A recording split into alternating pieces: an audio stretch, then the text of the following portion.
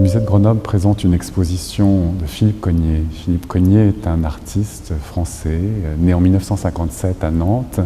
et qui est certainement aujourd'hui un des peintres les plus importants de sa génération. Et le musée de Grenoble a souhaité consacrer l'exposition la plus importante faite à ce jour sur son travail. Alors c'est une exposition qui permet de suivre son cheminement depuis le début des années 90 jusqu'à aujourd'hui, et en mettant, je dirais, entre parenthèses la première période de son œuvre, c'est-à-dire du début des années 80 jusqu'au début des années 90, avec simplement un tableau un petit peu mis en exergue à l'entrée de l'exposition,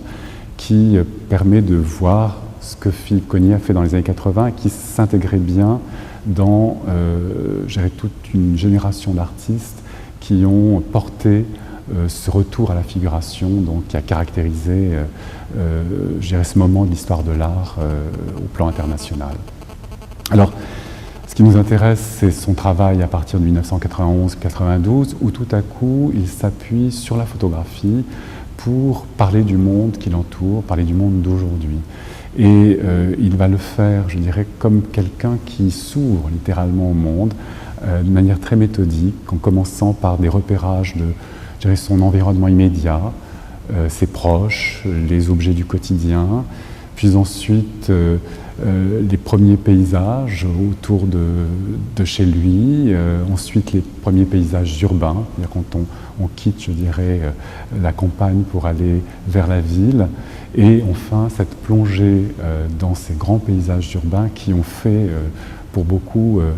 sa célébrité. L'exposition permet un parcours chronologique, donc assez classique, mais qui, au fil des salles, égrène, je dirais, les différents thèmes de Philippe Cogniet, qui nous conduisent de manière assez régulière, je dirais, de l'intime à la réalité sociale, au monde de l'extérieur. Donc on passe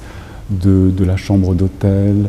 ou du repas de famille à tout à coup la foule,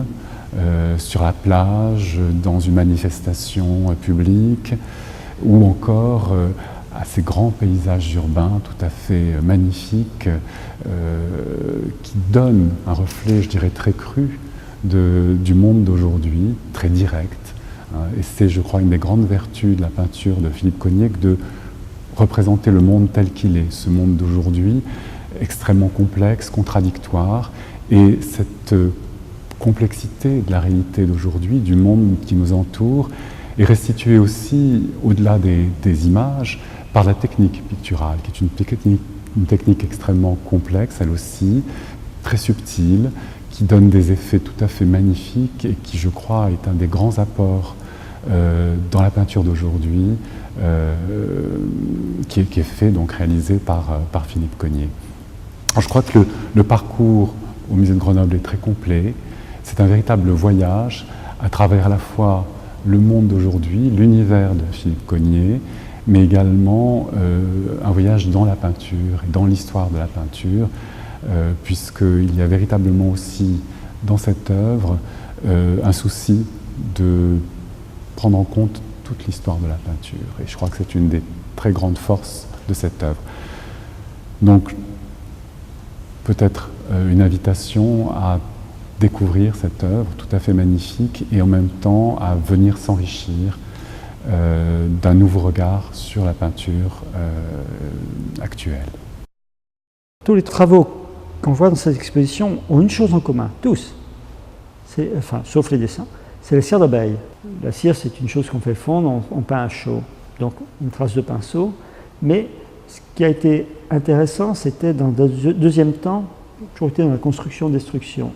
d'appliquer un film, enfin d'apposer un film sur la surface de peinture, enfin sur le tableau fini, on va dire, et de repasser avec un fer à repasser sur le film transparent, sur un film rhodoïde, de repasser pour réchauffer la surface et donc transformer la première image en une deuxième image. Cette relative destruction créait, on va dire, un deuxième état où l'image se brouillait, elle était entre sa constitution et sa déconstruction. J'essaye d'adapter cette technique. Et c'est ça qui est très intéressant. C'est-à-dire que je peux, par moment, mettre 3, 4, 5, 6 couches de peinture, après les défaire, plus ou moins par la chaleur qui revient par-dessus, puis rajouter, puis redéfaire, puis ainsi de suite, jusqu'à trouver une sorte d'équilibre, où je peux au contraire avoir une couche relativement fine, l'enfoncer complètement dans la toile, puisqu'il y a une toile derrière, bien sûr, je ne suis pas sur la toile, qui est collée sur un fond de bois, et l'enfoncer par 4 ou 5 repassages successifs, ça m'est arrivé,